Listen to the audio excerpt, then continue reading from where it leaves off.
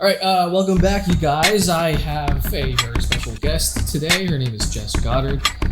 She did a political campaign back in 2022, and while everyone was saying yes to Jess, she said yes to me for being on this podcast. Yeah, it's a win for sure. But yeah, I guess she realized that comedy and politics are the same thing, because both rely on timing, except politicians bombed for 4 years. I mean 10 years, and but she ran provincially, so she was going up our boy Doug Ford. So we'll definitely talk about that if you want. But everyone, welcome Jess Goddard to the podcast. Hey, I guess they can't welcome me. Well, I can only welcome them. Yeah, okay. I wanted to clarify that the 10 years would refer to the federal government. Yes. To the Justin Trudeau Liberals who are still,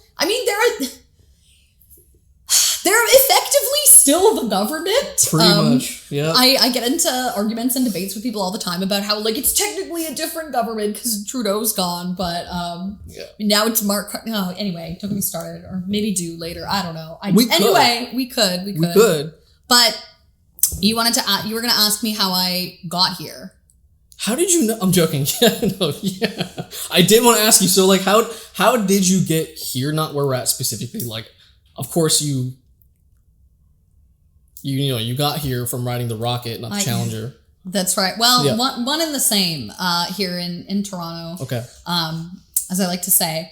No, so can we talk about how there was thoroughly a shooting and someone died right here, right around where you live? We could totally get into that because this is your first time here in Scarborough? Oh yeah, I've never been to this part of the world in my life, and it's different. It's a different beast. Yeah, it's something. But I was born and raised here.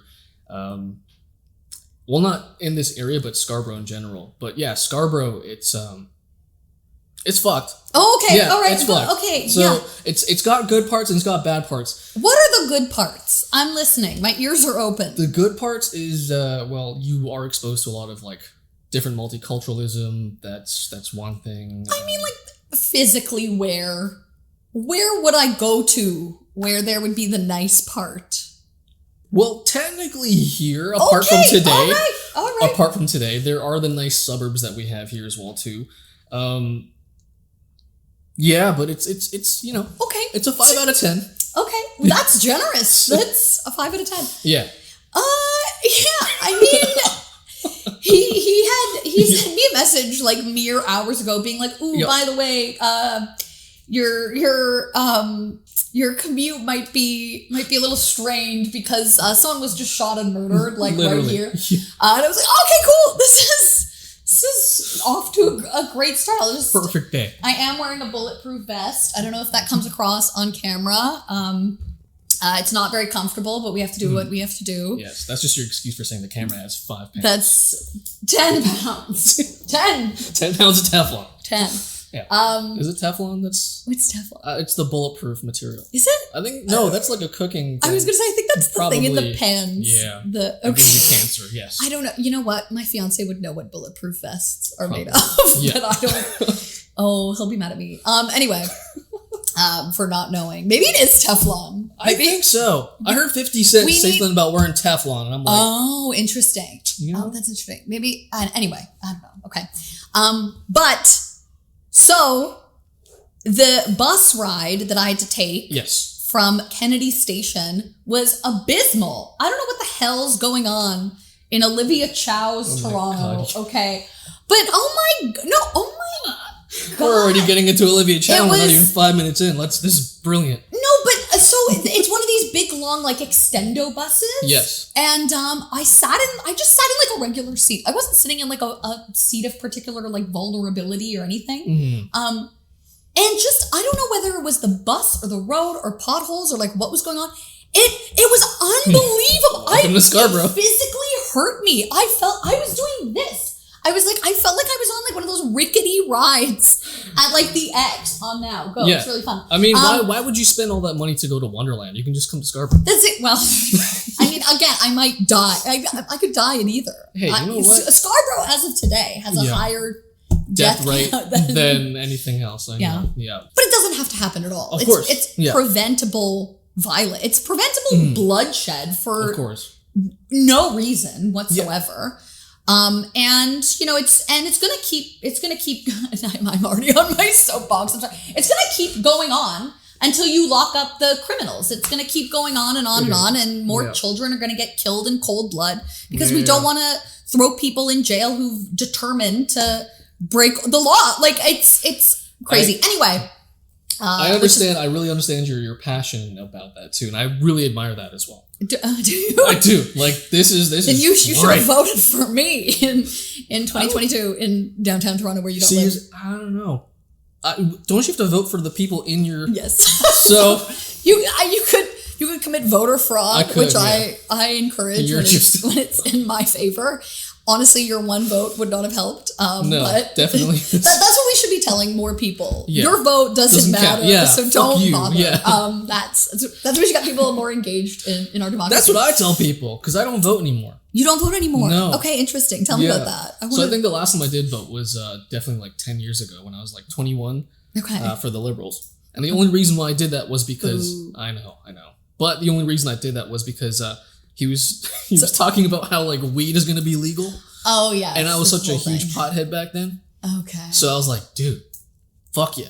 You know? Okay. That's it. So I was an uninformed voter, and I apologize for that, but I lean more conservatively now as I've understood that is the better way to go. Yeah. In some sense. I mean, I'm actually really interested in hearing about that, but you could say as much as you want to. I mean, that makes perfect and total sense. I think a ton of people probably are of that same trajectory where they like voted for Justin Trudeau that first term when he was like young and exciting and for some reason compared to the previous guy. I get. I like Stephen Harper. I do too. He was great. So anyway, I forgive people for at that particular juncture, a bunch of people voted for him. And you know what? In fairness to him, the one thing I'll ever give Justin Trudeau is me like truly not caring about legalization at all. Like doesn't mean anything to me. He did it. It's at least a thing he said he'd do, and he did. Yeah. Like they were gonna plant. No one remembers this but me, but like they were going to plant 1 million trees. That's like something which is a doable thing. They planted 1 million different trees you can smoke. Oh my God. Stop. Oh, that's truly upsetting. That's the opposite of planting trees. Now you're introducing more smoke, more carbon into more greenhouse gases. Yeah. Anyway, they were supposed to plant 1 million trees but to me, that's something that's so doable. Like, what does it take to just hire a bunch of teens, just go in the fucking, can I swear? Of course you can. I swore like what does it take 20 minutes ago to just hire a bunch of teens to go to the woods and plant trees for a few summers, and they couldn't do it. Like they couldn't pull off getting people to just go plant trees. Same with electoral reform, which I am so agnostic about. Like I don't know, maybe I shouldn't say that. Maybe I'll care more about it. But like I truly never care. But he didn't do that either. The one thing he did, he said he was going to legalize cannabis, and he did. So I have to give him credit for that. But that's the only good thing he did, I guess. I don't want to bias my host. You're the host of this podcast. I don't want to. Well, look, here's what I've said in previous episodes too, like just to clear it up as well too. Not just with you, but for everyone in general. I respect and admire people who are into politics. It's just not for me anymore. Like I've totally removed myself from the box, because people, when I tell them, oh, I'm not liberal, I'm not conservative, they go, oh, you're centrist, you're in the middle. I'm like, no, I don't even want to be in the box. Yeah. You know, I want people to understand you can exist outside of that, because we're so attached to our identities of who we are. Yeah. And I want people to more like realize even more these days that we are human first before anything else. Yeah, but that has no practical application to the political process. No, of course it doesn't. Like being human doesn't. No, of course it doesn't. Yes, and I understand that like politics, even though sometimes you don't want to do politics, politics will still do you. Like, yes. Right, but you don't vote. Yeah, and so like politics is just going to do you forever and ever. You're going to be done by politics. You know what? I'm willing to take that risk. Okay. Because I understand. I've come to understanding too that like you can live your life and like do the best that you can, and still not have politics fully affect you. Do you know, I used to this is interesting. This is tough because I'm somebody who I have let politics infect a lot of my life where it probably doesn't belong. I get into arguments with people all the time. But family dinners are fun with you. I'm joking, but yes. You have no idea. I think a lot of people assume when you have certain politics that like your whole family comes from that politics, and that is not the case. No, yeah, same. So I still get into like big heated arguments with like people very close to me about this stuff all the time. Yeah. I get that. But also just like, you know, it's the first thing I consume when I wake up. Throughout the day. Okay, well, no, honestly, if I'm honest, like my social media hygiene is just not great. It's just literally I wake up and it's the first thing I'm on Twitter. I'm reading about politics. Yeah, okay.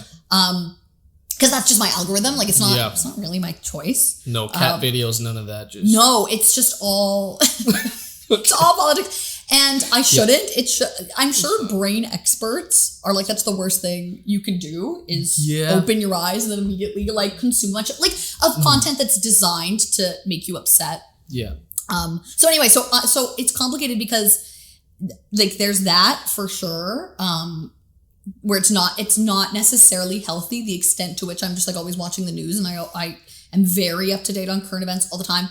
But also, I think when I was younger, I thought that the older people who are in charge of everything have it all figured out. And a bunch of really smart people are making decisions for the rest of us. And so therefore, you know, what does it matter to not be involved? Because we're all going to be okay. Yeah. What's the worst that could happen? Yeah. Now that, you know, I read... What is the worst that could happen? What is the worst? You tell me. Well... I could say something really inflammatory here, but I won't. You totally should. That's the whole purpose. I won't. This is the Wit and Wild podcast. That's true. Okay. But listen, to try to keep it a little bit like less to try to be less of a hothead than I would normally be as an effort. Oh, now you want to tone it down? I'm joking. No, but I'm trying to communicate something so specific. If you are not engaged in politics, like it truly is left to those goddamn idiots I agree. that are in charge of everything right now. Yeah. Who will they'll take a wrecking ball to the institutions that you care about. Mine are frivolous. Like I love Ontario Place and the Science Center. Yes. Yeah. And the Science Center, that's nearby here. Oh, is that? Yeah, that makes sense. The fucking Ontario line, the subway that Doug Ford was building was like supposed to start at the Science Center. No, but even if it does, it was supposed to start up here at the Science Center and then go down to Ontario Place. Now there's not going to fucking be a Science Center. It's so stupid. It's so boneheaded. Yeah. Anyway, so if you leave... I mean, even with the Scarborough RT, man. What is that? I don't know what that is. So you know how the line that's now a bus. So from Kennedy, there used to be like a blue little train that took you from Kennedy straight to here. It was on tracks. Yes. It was an actual... And the tracks are still there. They're still up. They just... Why did they get rid of it? Some fucking accident happens, and then they're just like, all right, it's not worth our money. Let's just oh my God. Send more to other foreign countries. If people knew what your provincial government here we go is pissing away money on the time, constantly on just a revolving door base. Like it would, you know what? It probably wouldn't outrage people because people don't care. That's the thing. I'm so desensitized. We're all gonna. Yeah, it's. I think this is all by design, though. I think they want more people to like. Now we're talking. Let's get into the conspiracy. I agree. Because I was going to bring up a conspiracy earlier about how like the reason why weed was supposed to be made legal was to just really just like a docile population. Yes. Like to really just make people be like, what's on TV? Yeah. You know? Yeah. Like, let me watch some sports. Let me just not think for a while. Oh man, they just came up with a new Cheeto flavor? Fuck yeah. You know? Did they come No, I don't know. But you know, that's what stoners would say. Yeah. I understand that. I used to be a stoner. Now, clear-headed. When did you stop? Years ago. Oh, okay. I still take CBD though, just to calm myself down if nothing else works. Yeah. I've been alcohol free for 6 years nearly. Is there like a reason? Like, did you? Yeah, I mean, I was just young, stupid. I'm like, I've done it all, and I don't want to do it anymore. Interesting. Yeah. So by the way, guys, Jess and I are the same age. So yes, Should we tell them what year we were born, or are they going to try to use our numbers back in the to 1900s. identity fraud us? Yeah. I don't know. I never know how much information people can. They can't. Anyway, no, it's all there. I'm tech illiterate, so is it all there? All your information about you is all there because, again, social media and everything that we've been doing since. You remember MSN back in the day? MSN Messenger. Do I ever? Yeah. Rip. So all that from then, I'm pretty sure, like ever since the internet probably was a thing, they've just been logging people's information. Yeah. That's a conspiracy, obviously, kind of to some degree, but I mean, like. We need a test. Like, we need the FBI to need to access something from those long disappeared files, like really badly, to just see if they can. We need to manufacture a crisis. And then they would say, it turns out all along we have been able to retrieve this. It hasn't all been deleted. We need to figure out. I am not advocating for a terrorist plot. That sounds not on a podcast with the brown guy. No, I guess not. No. I'll have to start my own right-wing extremist podcast for that. Maybe I will. Can I tell you? So I have a friend. This is great. Who's a comedian, Jason Schlesinger. Yes, I know Jason. Yes, and he's cool. He once talked about podcasts, all these podcasts. He used this phrase, and then he forgot it. Like, I brought it up to him later, and I was like, "This was such a brilliant phrase. Do you remember when you said this?" He said, "No." Then he talked about podcasts as white noise friendship simulators. That's it. And I thought that's so brilliant that I remember it exactly. And so then I thought, you know what? I'm going to start a podcast, and it's going to be called White Noise because I'm white. Really? No, but the tragic end of the story is there's thoroughly already a podcast called White Noise. See, that's the thing. Coming up with podcast names, it's fucking like to come up with the name for this. Yeah. I was in like mental agony for like fucking months. Sorry, that was a really Krusty the Clown laugh. Mental agony. Literally, my head. I was banging my head against the wall. Like, fuck, I can't figure out a name, and I want to get this started ASAP. Yeah. But I need a fucking name. It's like naming a child. It is. It's exactly like naming a child. Kids. If you get it wrong, you can just delete the child. Start again with another one. Literally, yeah. That's the Indian mentality. Is that right? I don't know. You can tell me anything about Indians, and I'd be like, oh my god. Yeah. Beautiful culture. Burning widows. Oh literally, exactly. Yeah. Beautiful. Polluting rivers. Stop. Literal slavery. Yeah. I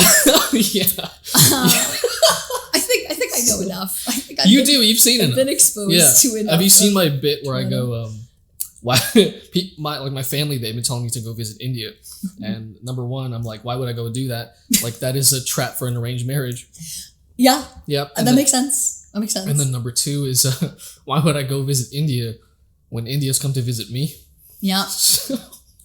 We at this point, listen, we've heard it all. Like in the Toronto, listen, if you're in the Toronto stand-up comedy scene, the jokes about how many Indians are in Toronto, it's fertile ground. It's just as much as there are the Indian population.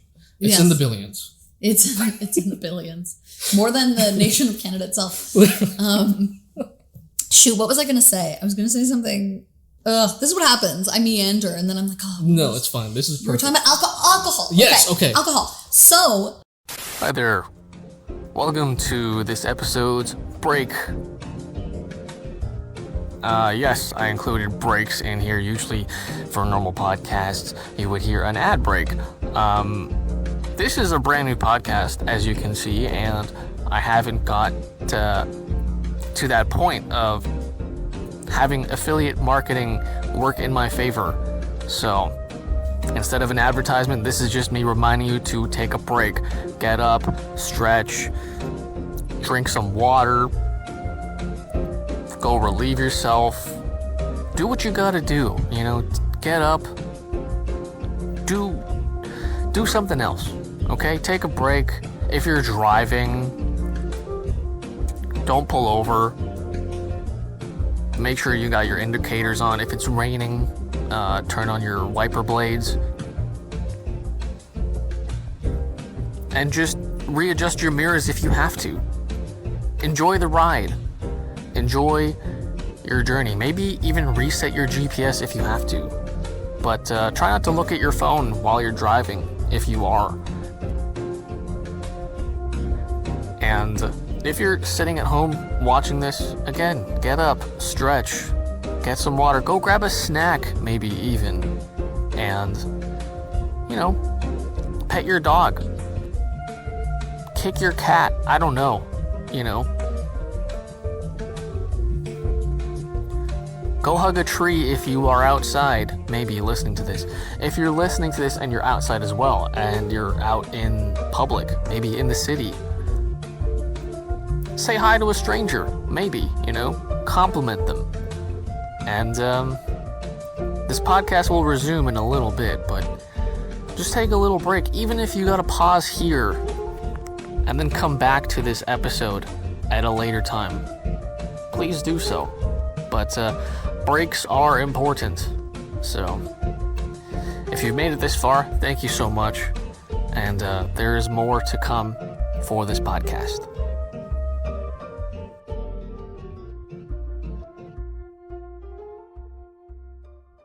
Because I feel I lean very fundamentally contrarian, like all the time, and in any room. Okay. And so I have to say, the idea of you saying that 6 years ago I stopped drinking alcohol and all this, I had a conversation with a bar owner once about how it's nonsense that young people are all sober now. They're I'm so... Obviously he would say that. I know. Well, exactly. This was the premise of the conversation, right? It's not... basically, it's not good for the economy to have all of these 20-something. Yeah. But I agree. At the time, I remember actually, it was interesting because, there's all these podcasts, there's all these ideas out there about how, alcohol is so bad for you and it's this poison in your body and all this. And I'm not even saying that that's wrong. But it might be a bit of an exaggeration. For how many centuries have we been, if not millennia, have people been consuming alcohol? And so I think this radical swing of again, in stand-up, you'll see 22-year-old guys go up and be like, yeah, I've been sober for 6 months. I haven't drank in 6 months. They'll be like, what? Yeah. But that's why? the time to actually do it, I would say. I'm not even a big drinker, but I just think sometimes I look at these guys and I'm like, why? You're probably fine. Yeah, you're not going to wake up the next day being like, oh, fuck. Yeah. Anyway, I'm going to get canceled for this because everybody's cancel culture doesn't exist anymore, by the way. That's true. It does not. We killed it. We canceled cancel culture, you guys. No, but I'm going to get canceled because people are like, well, you don't know who has a history of alcoholism in their... That's what I'm saying, man. I just, again, I get it. If you're a 50-something-year-old guy with 3 kids and a gut and you're at the bar at fucking 1 a.m., you should stop drinking alcohol. Yeah. But if you're a 22-year-old guy, you're young. It's fine. It's Go out there, make some fucking mistakes. Jesus. Get laid, leave it in. I can't advocate for that, but this is not my podcast, so. Apparently, though, the reason why I say that is because it actually is. It's apparently very hard to get pregnant. Apparently. Is that right? Because the ovulation window for a woman is so small. Yeah. So that's why fellas, if you got a girl and you're serious, track her cycle. Well, hold on. No. Track her cycle. I think that's insane. Not in a creepy way. Don't track her cycle. Don't listen to this man. Sometimes you need to know. In a non-creepy way or creepy way. What if you're just okay? Okay. The reason why I say that is because you're just trying to mentally prepare yourself for when she's mad at you the next week for no reason. This is the thing guys say. You know what? I can't comment on this because I'm what perfect, if you want to prepare yourself for all right, maybe this chocolate bar is going on sale next week. I don't know what other people experience, so I don't know. I don't know the extent to which any of that's real. My fiance says things about me and how I behave at certain times of the month, but but I don't think it's real. I literally think he has he's the delusional one about it. I think you're just doing girl math, which makes sense why it's not adding up. So. This is reductive. Okay, no, I will be being a bitch because it's a Tuesday. Like, yeah, you know, as if I need a reason to be a bitch, and he'll be like, whoa, well, I wonder what time of the month. And it won't be anywhere near that time of the month. I'm just being a bitch.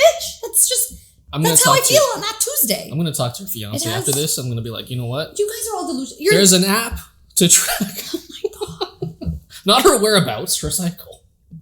I don't know that a man could do that. I actually don't know that a man could do that without a woman knowing. Or without her giving him that information. Yeah, so. we forget stuff a lot too.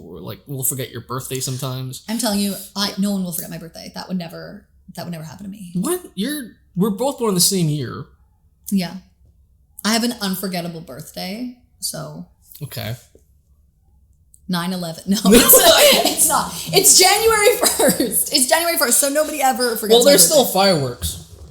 There are fireworks because it is the 9/11. Celebration. No. Good God. I can't abide by this. Never forget. That's July the 4th. Sorry. July 4th. Yeah. There's no fireworks on that. Sorry. Jesus Christ. Yeah. January 1st? January 1st. Damn. Oh no, what was I going to say? Oh, I was just going to say, truly, seriously, don't ever, if a woman ever catches you with like a Glow app or Clue app or any of these. She's giving me the app names, you guys, so just write this down. She'll get the ick and she will run for the hills. Don't ever do that. You can try to have like a notes app where you just very vaguely the app that is notorious now for cheating. What is? Did you hear about that? No, what? So the Notes app, apparently, so you can create notes on your phone, right? Yeah, So you got an iPhone or like an Android. Share it with the person, get their email. You can say shit like, hey, what are you doing? Come over. Delete that. Yeah, it's fucked. No. I know, I'm giving away some secrets, but that's too much. It's too much, but that's what people are doing. I actually think this is going to be... I'm going to get in trouble for this. I think... You're already in trouble. I'm in trouble. It's been 25 minutes. I think that would take the fun out of cheating. If you're in a notes app, going back and forth, that's crazy. That's stupid. Am I making a case for that? That's... To not get a text, if you're cheating, at least you should get the experience of like, dang, I got a text from my mistress or whatever. That's so fucked. That should be part of it. It can't be you like in bed, like on your fucking notes app. Yeah.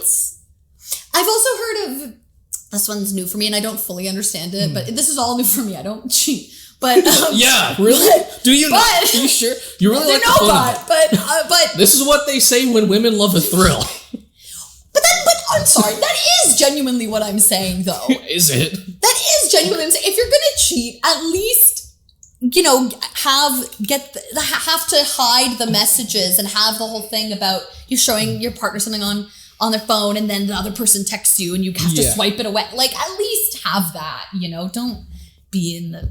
Anyway, I heard there's this thing where people can cheat using, like, close friends on Instagram. Really? I didn't know about that. It sounds very convoluted to me, and I think I have it right, but I'm not doing this. But because this sounds like way too much work. It sounds like way too much work to me. It's like you make a story and you make your close friends just the one other person. Oh, that's fucked. So you're only posting stories for that one other person to see. I thought that's how you make her feel special. Like, oh yeah, babe, I posted a picture of us. That's what I thought close friends was for like when you just want to show people like, hey, I cut a zucchini properly. You know? I don't know.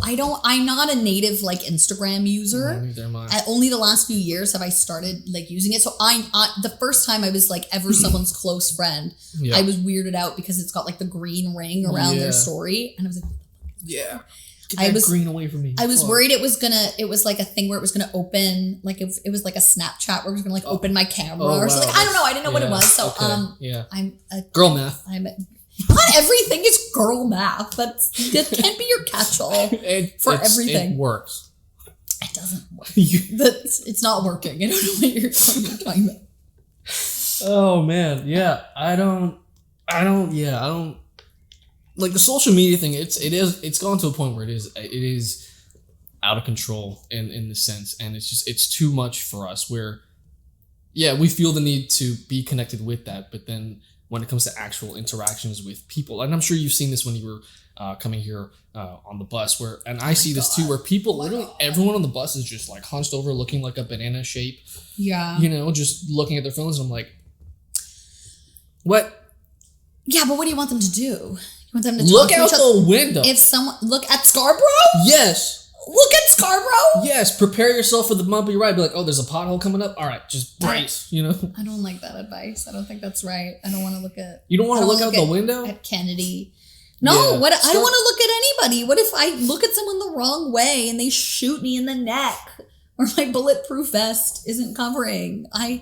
Honestly, this whole thing. See, I'm sorry. This is why I'm annoying, because I'm really such a you're contrarian. Not. This is fine. This is brilliant. This whole thing about back in the day, people used to read the newspaper. Back in my day, on the train. But or a magazine or whatever. People would read the newspaper. Yeah. It's the same thing. It's the same thing. Yeah, what would you? Saying. What I don't like. Every once in a while, you get one of these things where it's like, why don't we talk to each other more? Why don't you just turn to the person next to you? Yeah. Why do we gotta film every conversation? Are so insufferable. I don't want to talk. I don't want to talk to people that I don't know. It happens when it does happen. I have to say, what would the ratio be? I would say 5 to 1. I end up authentically enjoying the conversation with a total stranger. 5 to 1? Isn't it 1 to 5? 1 to 5. Girl math. Girl math. And we just found out Jess can't cook. I can't. Well, that's also true. Oh, is it? Yeah. Oh, geez. No, I don't. No, I should be more domestic for how. Consider a woman that doesn't know how to cook. I should be more domestic, but I'm really not. I'm not. Okay. I have these things where I'll sit down at a coffee shop thoroughly with a book, because I'm an intellectual. And I'll be reading my book. Okay. And a person will come and sit next to me. Really? Not next to me, but at the table next to me. Close enough. Yeah. And then they'll oh, can you throw this in the garbage for me or something? A little old man, old people who have nobody to talk to all day. Yeah, okay. Old people can be the exception to some degree. I know. And that's the thing. I'm polite. I end up having full, long-lasting conversation. But I'm clear. Yeah. I never close my book. I'm there leaning over my open book. Mm-hmm. Clearly, I'm here for peace and quiet and to read, and I end up in a conversation with someone who creates some fake reason to talk to you. Yeah, to talk to me. And I, again, 1 to 5. Is that how ratios work? 1 to 5. 1 to 5. I feel did you skip that class in math? Because I skipped a lot of school too. I did not know what pronouns were until when people started using them recently. I'm like, oh, that's what those are? Yeah, well, we are different that way. Because this is a math thing versus an English, a language thing. I feel like people should start using adjectives to describe themselves, because then I would actually learn what they are. Learn what they are by the adjective? Yeah, because I still don't know what they are. Right. This is a bit. Oh, I see. Okay. It's a podcast. Testing, this is what this is for. A comedy podcast.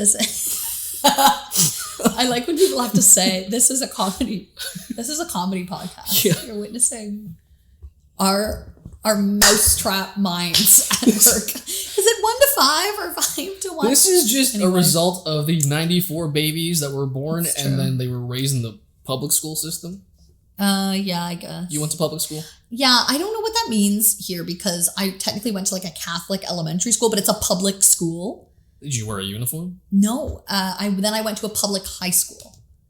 So still public school. So I think in both cases it's public, but I don't really know what people are asking when they ask me that. No, it was technically a Catholic school, but anyway. It's just a simple question. Okay, there's public school and there's private school. Did your parents pay for your education? No, they did not. Public school. Okay, yeah, public school. You're public school trash just like me. Yeah, I know. It's fine. I know. I liked it. I didn't hate it at all. Same. I mean, it was fine. I could have been bullied worse, to be honest. It could have been worse. Oh shit, you got bullied? Not really. Is that why you're in comedy now? I don't know. Probably. Honestly, in my in my schools, anybody who was new, they weren't bullied. They were just kind of ignored. Like, no, but honestly, like we were, I think we were actually, like I had friends, like I wasn't an outcast or anything, but like no one was like, I don't really know what people mean by like bullying a new person, like actively like saying mean things to them, because like we never did that. We just, sometimes they'd be like alone at recess, and we wouldn't invite them to play, like, or like we were nice, nice kids, but still, like it wasn't, we weren't throwing things at anybody, we weren't like, go back to Pakistan, like we, no, we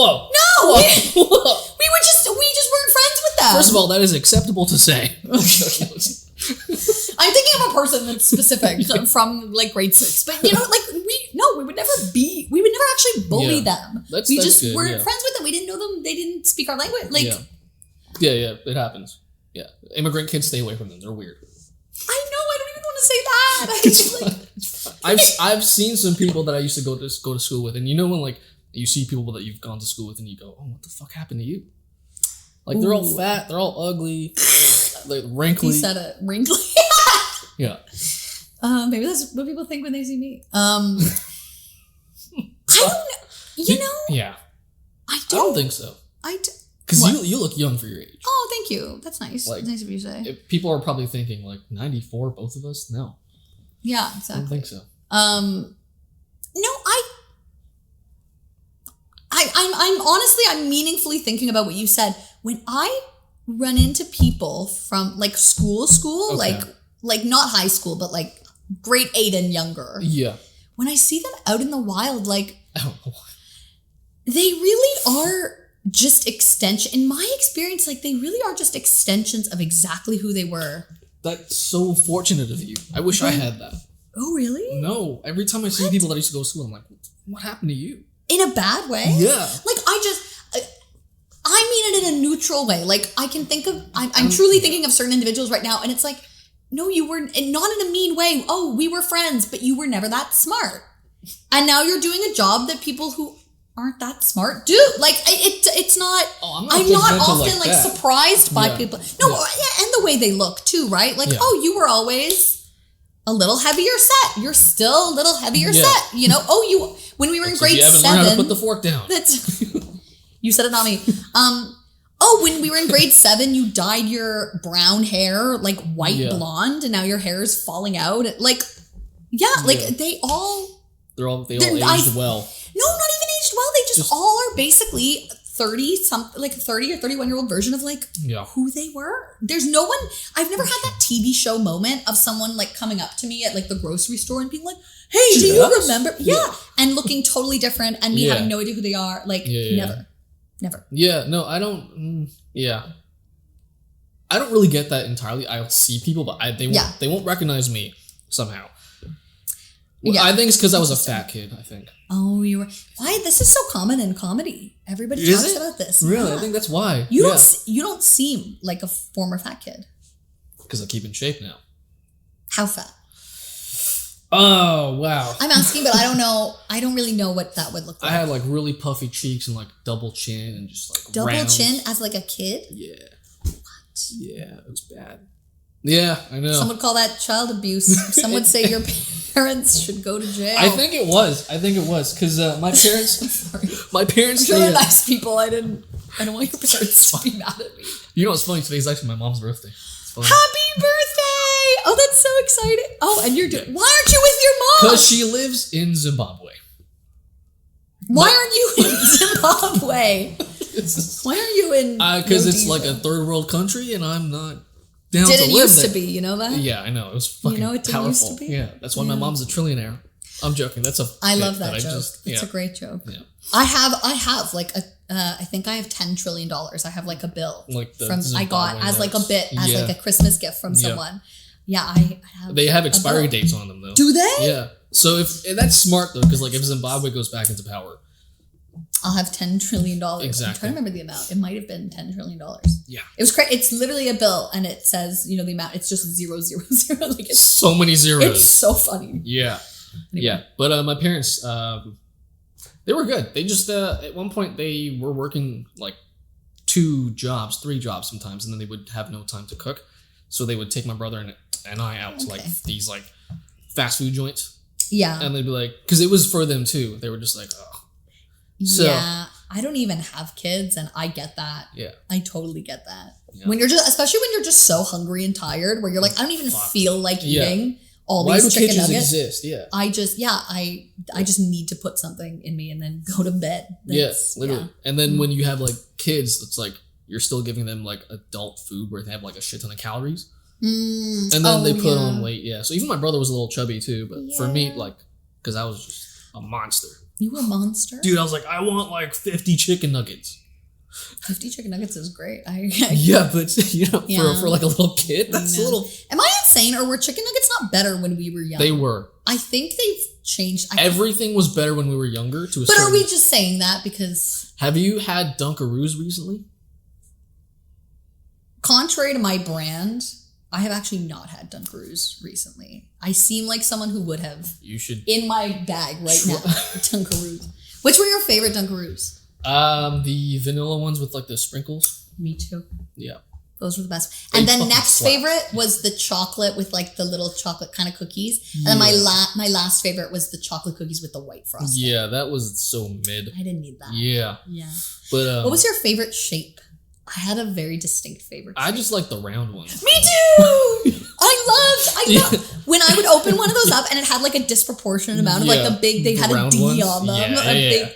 She loves the big Ds. They were the best for scooping. And then the next was the hot air balloon because it was also round. That's where you lost me. Okay. Well, you know, you win some, you lose some. That's loser behavior, the kangaroo ones. No, the round ones were the best for scooping. And then those were the ones that I would save for last because you're looking at your notes. So I'm going to keep going on about this because the way the pouch is shaped with the frosting, there's a certain point where you get to the bottom and you need a specific type of shape to scoop all of the frosting. That's why I like the kangaroo one. No, because those are jagged. That doesn't make sense. No, they have a little point at you don't want the point. You want the round scoop, so you leave nothing. Because there's some in the corners. That's what I'm saying. You need. How would a point make more? Now you're leaving some behind. You can't capture it all with the point. Okay, we had totally different experiences growing up. You said you liked the D, and I thought it was the same. You said you liked the D. It had a D on it. That's how I. There's two round. Do you remember those like cheese crackers too that we got, like those similar packs? I may, but I didn't like the. I didn't like those either. But it came with like. Do you remember this thing we both? It came with like this like weird red stick as well too, where you had to like dip that stick, a plastic stick, into like the cheese and spread it on. See, I think wasn't that was that Ritz? Did they make that? I don't know. It was some fucking weird. Because I can picture it, but not. I didn't have it enough to like. Yeah. Intimately know it. Like I had it a few times. I think I had it one time and like I threw up after, and that's when I was like, yeah, the fake cheese was too much for you. I'm not gonna do it. Yeah. Do you know you can buy the Dunkaroo, like you can buy a vat of the frosting.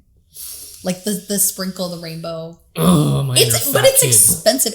I'm sorry. It's fine. But it's like $17.99 or something. It's like a crazy like I would still do it. I would do it too. But what if this is the thing? What if it's not as good as that's also true because if it's still the modern day recipe, they've messed up with just the way it is. Like even the cookies don't taste the same.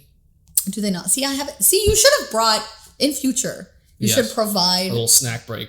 Dunkaroos for your guests. I should. I think that would be considerate. Considering the journey that I actually. Where are you actually even coming from? Downtown. So that's not even that bad. Yes, it is. No, I mean, yeah, it is bad. I don't like going downtown either. No, I don't mind coming from downtown. But just the length of the journey is quite long. Yeah. Especially now that this train, I guess, no longer exists. But you're saying the tracks are still there. Yeah. Actually, this is funny. We've come back around to what I actually wanted like the train. No, not like the train. No, it's dead. Because it's gone. Because it's dead. And then I promise I'll let you ask your questions and stop monopolizing. No, it's fine. I'm sorry. But I did want to say, with regard to my journey on the rocket here, I did this thing. I didn't have time to eat. I had a very busy day. And I just got Chick-fil-A. Yeah. And I was eating on the subway. Okay.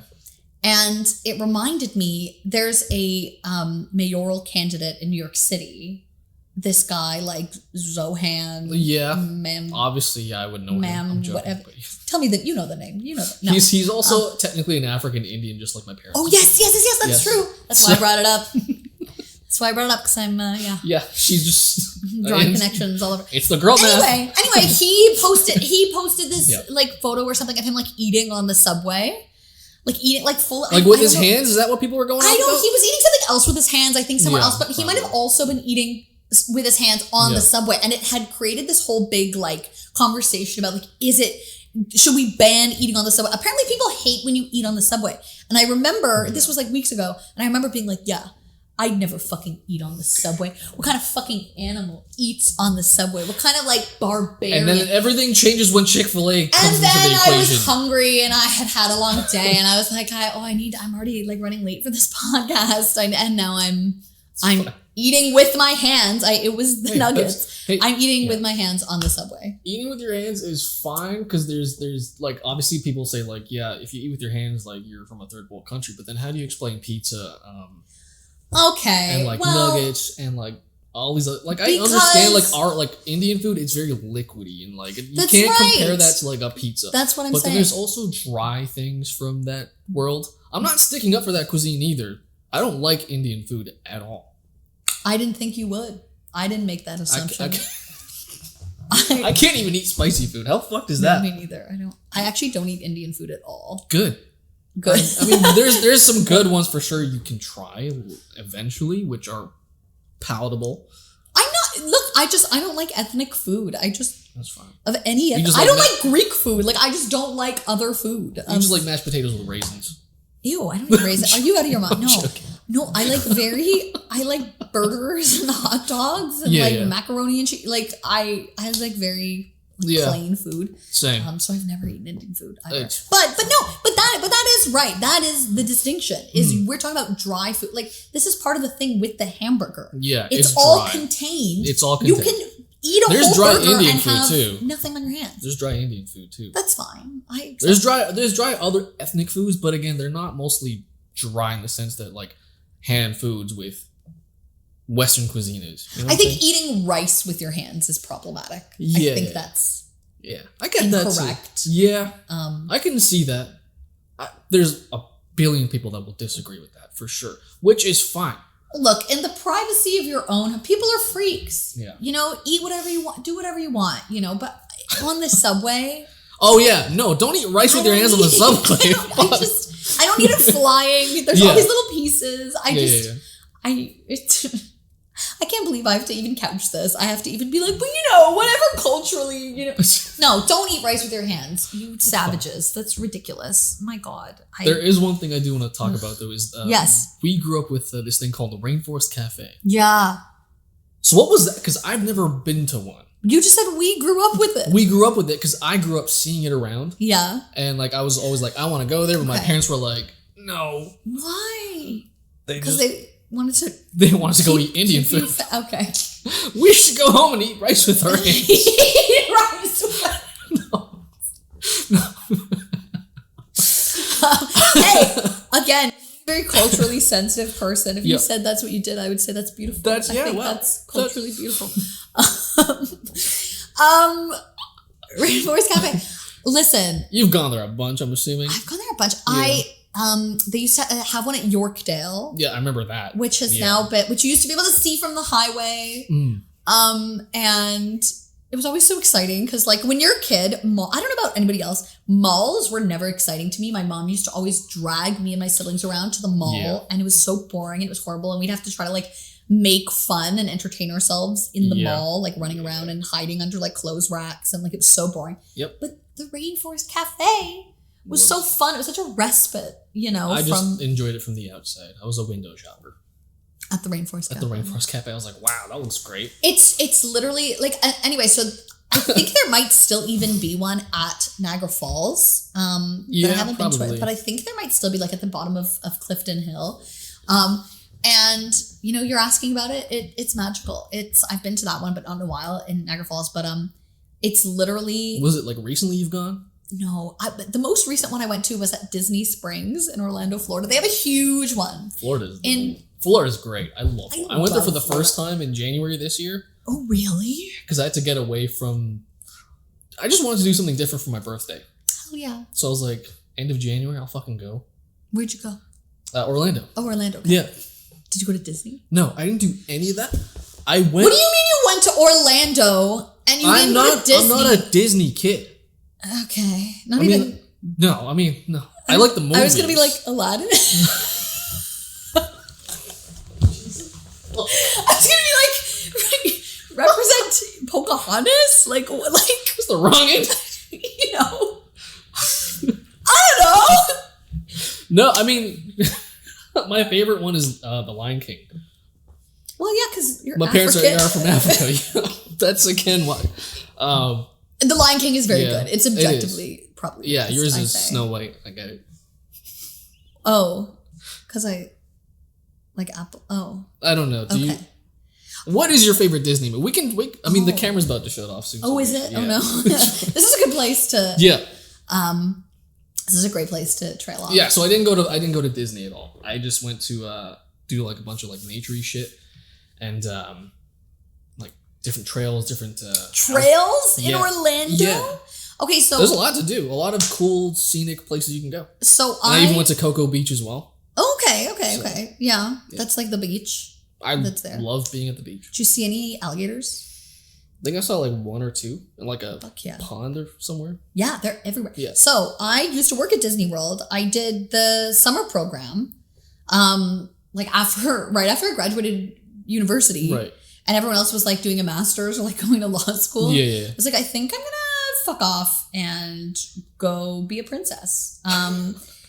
But they didn't hire me for that. So I wasn't a princess. I just worked in a restaurant.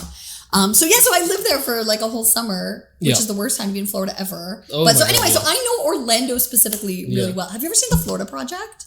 I don't think so, but we can talk about that in a bit. Okay. Yup, it's me again. This is another scheduled break for this podcast. And if you've got Spotify Premium or YouTube Premium or any of those apps that you pay for, which I totally understand, because who actually likes ad reads or targeted ad reads? Those are the worst. This is not one of those targeted ad reads at all. This is just, again, me reminding you to take a break. Okay? Podcasts, again, would have ad reads scheduled into their episodes. I'm not there yet, but with your help and support, hopefully I can. And then these will be a thing of the past, and then I will be advertising various products towards you if you're interested.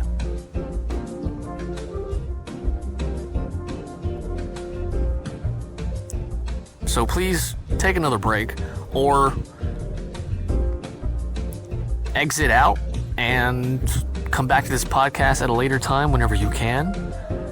Or if you're just going all in and you're so dedicated to this, thank you so much. And keep going if you've already made it this far as well too. And you're just trying to get this podcast out of the way and you're listening, and if you're enjoying it too, let me know. Submit a comment, send me a DM, comment on any posts that come out of this podcast.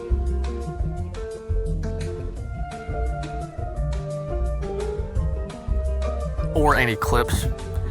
And tell your friends about it. Tell your grandma. Tell your neighbor. Whoever, Tell people about this podcast if you enjoy it.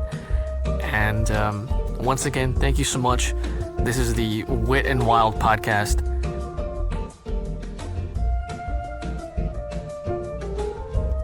And I hope you have a wonderful rest of your day and enjoy the rest of this Wit and Wild episode.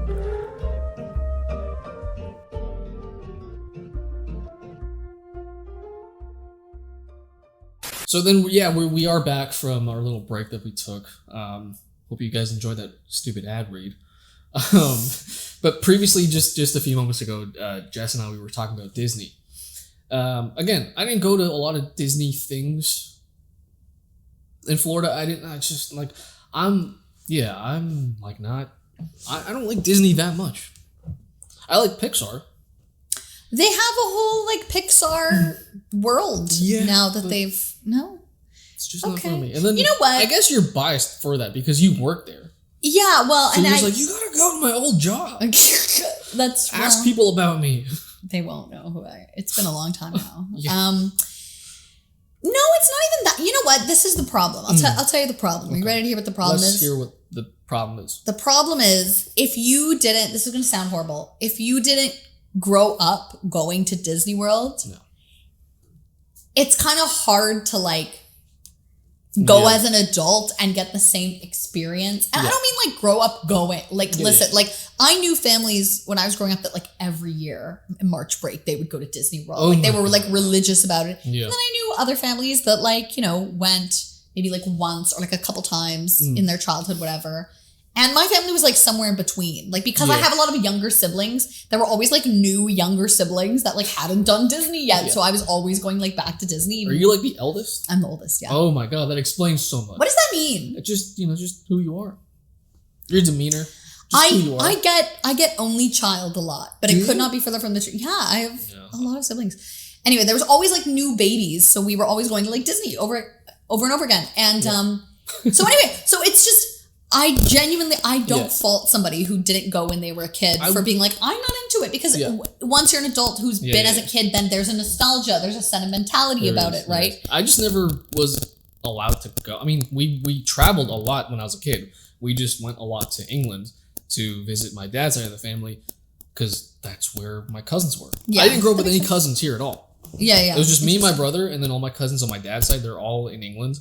I got family in America, and then I got family in Africa and New Zealand. So it's very spread out. Yeah. So going to America at that time as well, too, especially like early 2000s, for brown people to go to America, my dad was like, yeah, that's not a good idea. There have always been brown people. Like, well, you know, with the whole 9/11 thing. What did you think? Okay. That was my dad. That was my, you know, that's he was just, fair. he was just like, people can, you know, we all have different things we can be paranoid about. I certainly have mine. Yeah. But I never went to Disney World, Disneyland. Disney World. I've never been to any of that as a kid. And I think the reason why I don't want to go as an adult now is because I never experienced it as a child, like you're saying. But also, I'm seeing now that there's adults that go. And they're the cringiest. I know. Adults. I know. Okay. You know what? I'm actually really glad you brought this up. That's also why I didn't do Universal as well, too. Because even though I'm a fan of that stuff in some degree, I'm just like, you can get away with going to Universal. Still. Going to Universal. It's like Comic-Con outdoors. No, it's not. The rides are really good at Universal. Yeah, it's like would you as an adult? I don't do rides because Scarborough. Fair, yeah. I can understand that. Yeah. Well, no, but listen, would you as an adult, like for something to do with no kids, would you go to like Wonderland, like Canada's Wonderland? No, okay. I would do other things. I would. I would do like go-karting. Just like, you know those I wouldn't do that. Specific go-karting What places? is the appeal of go-karting? Can't you drive? Yeah. So You're just driving without any traffic or stuff. Just go on the highway at 4 a.m. Like what? Who's doing that? No, go-karting is fun. I've never, even when I was bowling. I like bowling. Okay, fine. We can settle with bowling. We can do both. But someone's genuinely gonna have to like someday sit me down and explain. Like when we were kids, I remember the boy I had the biggest crush on invited me to his birthday party, and it was a huge deal. But it was go-karting, so I had to like pretend to be really excited about go-karting to land the man of my dreams in grade 5. Yeah. Worked out. And tragically broke my heart, moved away. Not in that order, but anyway. And I had to. When we were kids, like even when we were kids, I was like, this feels like we're just driving cars, but we're too like young to drive. Though. Like I didn't get. Maybe I just like driving cars because I'm Indian. With the taxi, Ubers. I said it. Is that? Do we need to do that because they like driving cars? I don't think so. I think it's just. That's an interesting spin. That's very interesting. You know what's an interesting spin? The wheels. I'm joking. The wheel. Yeah. Go-karting is fun because of Mario Kart. See you've lost me on. That's not my world. That I wasn't part of. You didn't play any video games growing up at all? So maybe in like whatever year, like 2003, like whatever year, my parents got me and my brother for Christmas. I have a brother who's like very close in age to me that's just a little younger. And they got us both a joint Christmas gift. Oh, I think you just left it in a joint. No. I wouldn't even cross. Anyway. A joint Christmas gift, which is very suspicious. I've gotten loads of those. Really? Yeah. Well, now I feel bad. But it really only happened this one time.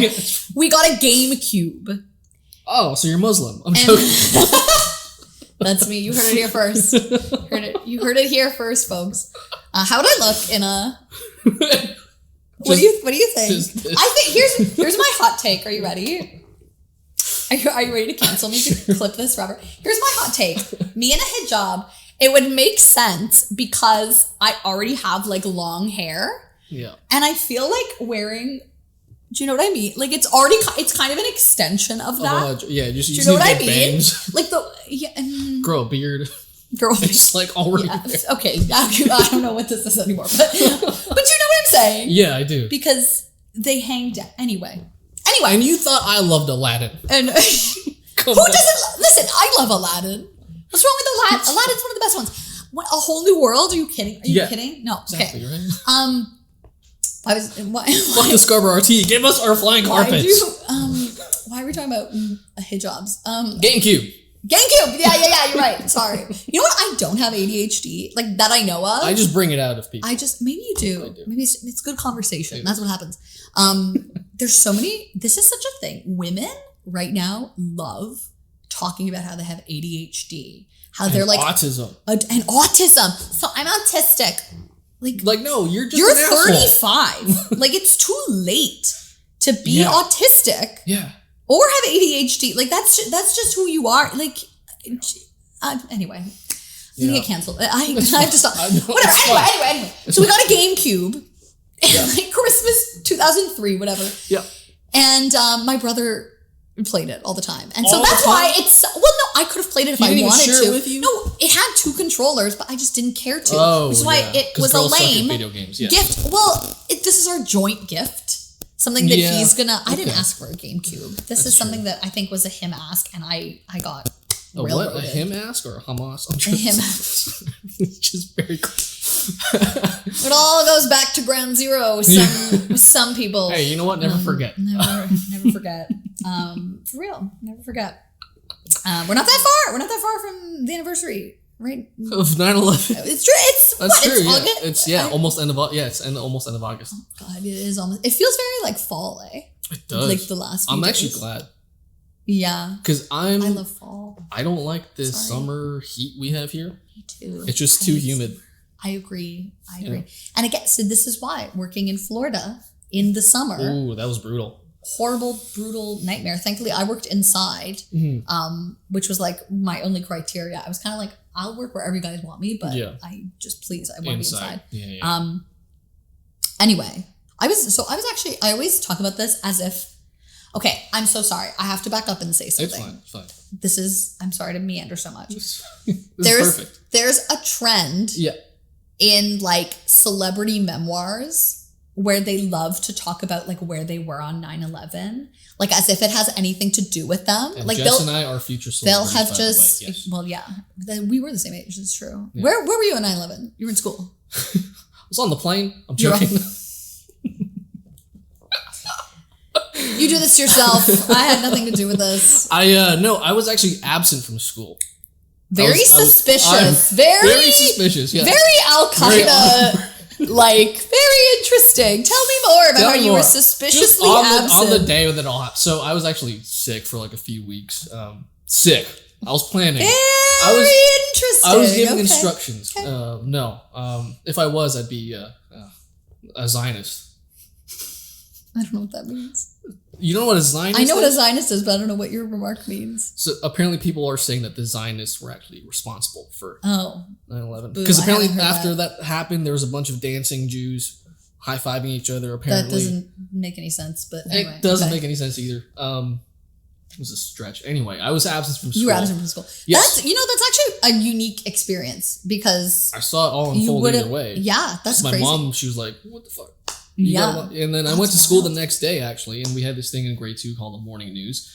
Aww. And yeah, and I told people, I'm like, you guys, you won't believe what you won't believe what I saw on TV. Yes, and everyone was like, yeah, we were watching in the gymnasium. Yeah. So that's interesting because I remember it really well for grade 2 because it was the same. Where were you though for 9/11? I was in class. Okay. I was not mysterious. You were not missing school. That's why I don't know what adjectives and pronouns are. Okay. That's true. They covered it on the day on 9/11.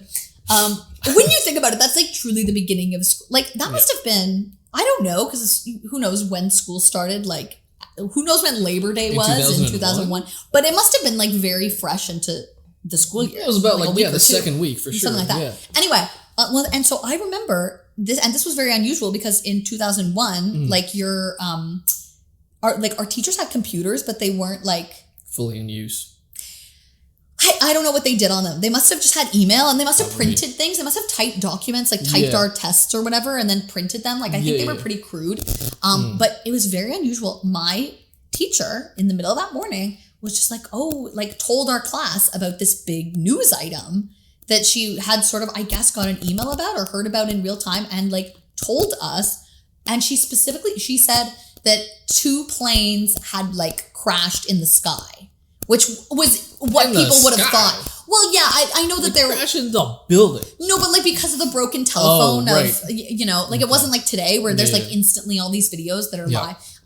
Anyway, so I do have like such a specific, and then my sister, who's 10 years younger than me, like wasn't even born, which is so wild to me that there's my own sister like was not alive. We were 7. Yeah, I guess we were 7. Yeah. Were we 7? Were we 8? Well, whatever. Anyway, we're both born early, so we were, and then we turned 8 in grade 2. Yeah, but I remember thinking that this is something like different because normally your teacher, like, you know, crime happens all the time. Your teacher's not like, oh, there was a car crash up the road, like in the sky. Yeah, and you know, not even in our country, like over in somewhere the else. States. Yeah. And so it was. But you guys all went to the gymnasium, eh? Apparently. Oh, you were there. I was. Yeah. Oh my god. Yeah. That's wild. It is. It's crazy. Anyway, 9/11. Why were we talking about 9/11? Fuck. I'm sorry. We're gonna have to backtrack. We can skip past that. We can, because there's a few things I want to talk about. Wait, can I say one thing about Disney? Yeah. Sure. Okay. Disney, yeah. Okay. I'm glad you brought this up. You brought up Disney adults. Yes. Okay. And I've been meaning to write about this for a long time. I'm scooping myself. I'm spoiling my own article that I really want to like write and pitch. Okay. I think all the meanness about Disney adults, because listen, I have been to Disney World as a childless adult. Not super recently, but like before the pandemic. Yeah, like, and I would go again. I would go like next week, you know? I don't think that makes me a Disney adult. Like, I think Disney adults go all the time. Disney adults, I'm meaning like they're like in like their late 30s, early 40s, childless. No, but I think you have to be people who like truly go like multiple times a year or like live in the area. Like some people move to the greater Orlando area to go to Disney all the time. It's like, it's a thing. And they wear like... Without kids though? That's a little But this is my thing. This is my theory.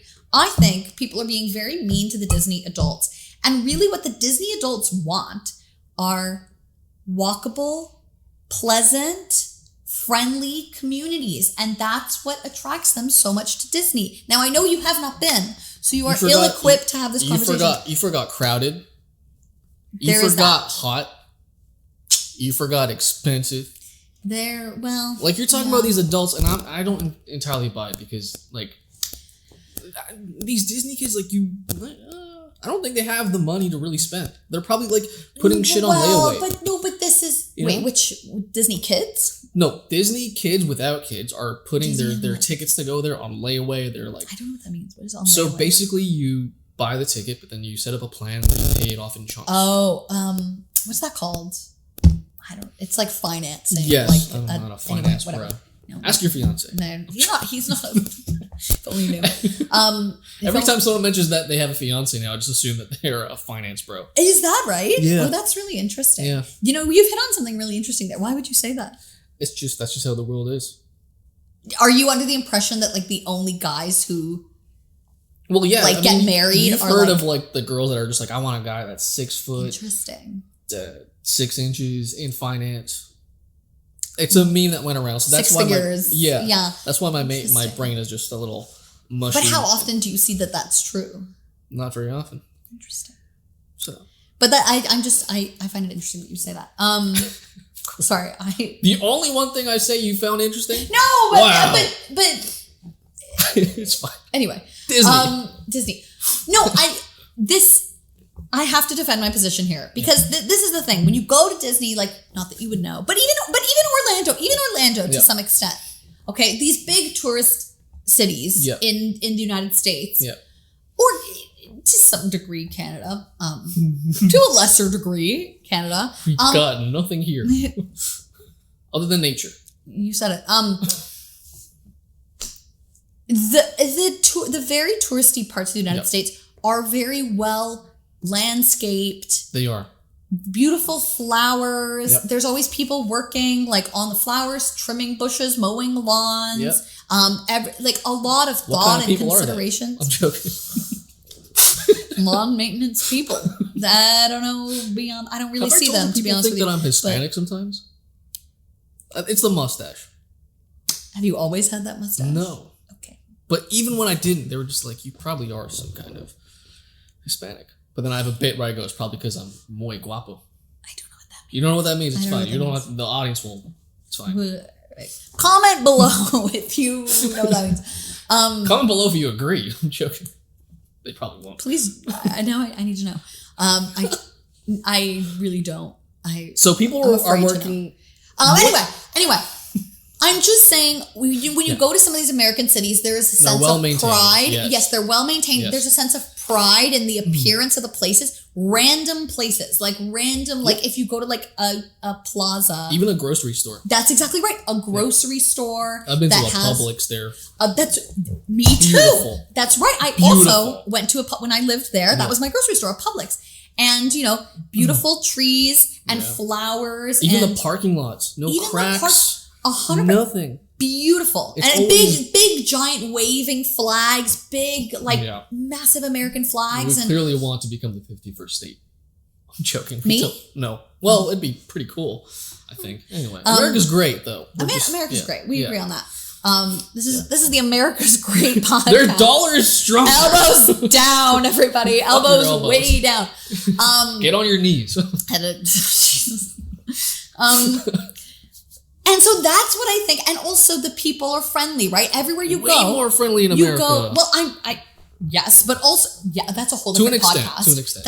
Nope, don't backtrack on me now.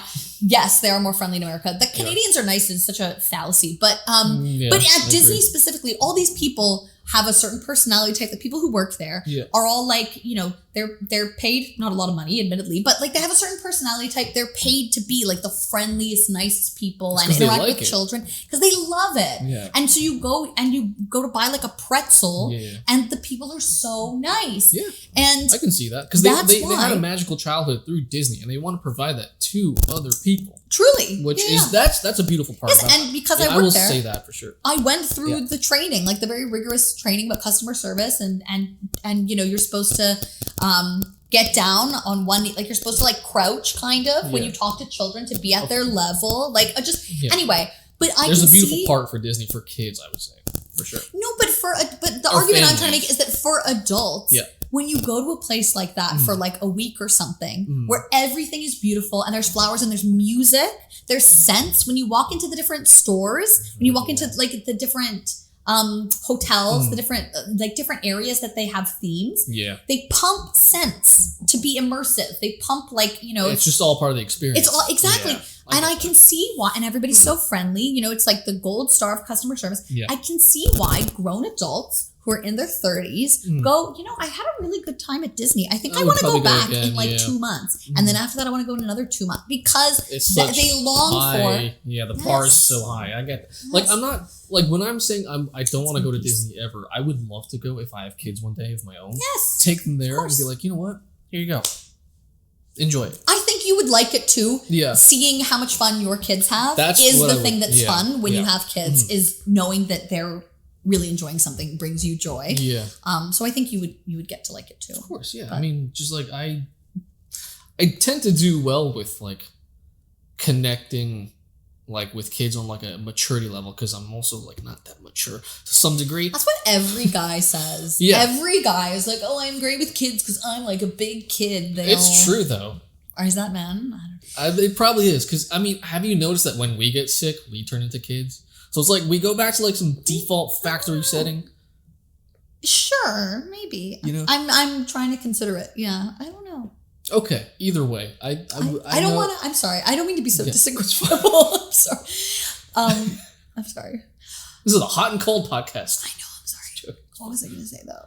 Oh no, I was just going to say I find most men are in fact quite awkward with children, and I think that's mostly right. I think that's okay. I mean, when depends on the kid sometimes too. I've seen guys that are really good with kids, and it's very attractive, and I love it.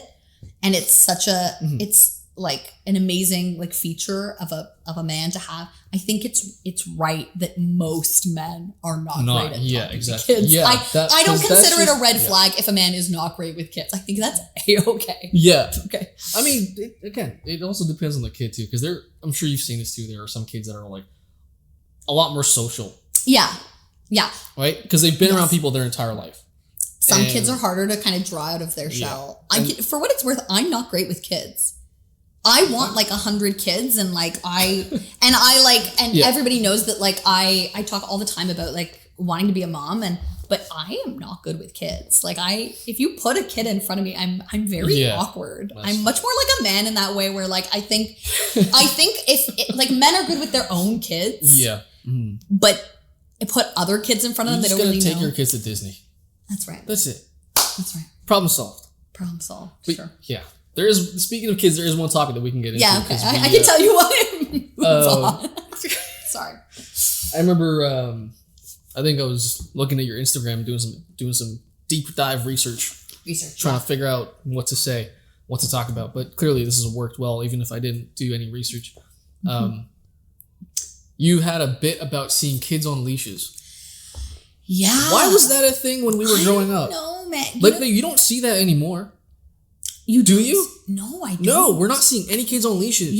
And the thing about that bit is, I don't think it's in there, but it is a true fact that I am the oldest of 4. After me, that leash was retired. I never saw it. You were on a leash? Yes, I was a leash kid. Oh my God. He didn't do his research enough to know that that's what the bit's about. I was the leash kid. Were you okay, that's. But again, my parents had 3 more children after me. They're like, yeah. They're like, yeah, the leash. The leash was stupid. Yeah. Which is, what does that mean? How am I supposed to interpret that? Wow, you were a leash kid. I was a leash kid. That's the premise of the bit. Were you always just really hyper?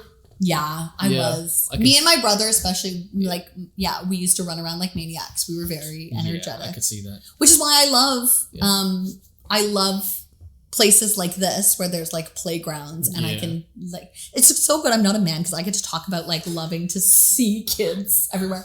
Even though I just said I'm awkward with them. But no, but I like the idea of, I like seeing that children play and run around and expend their energy because that's what I was like. Yeah, I get that too. I mean, I was a bit of a hyper kid too, and I chilled out a little bit.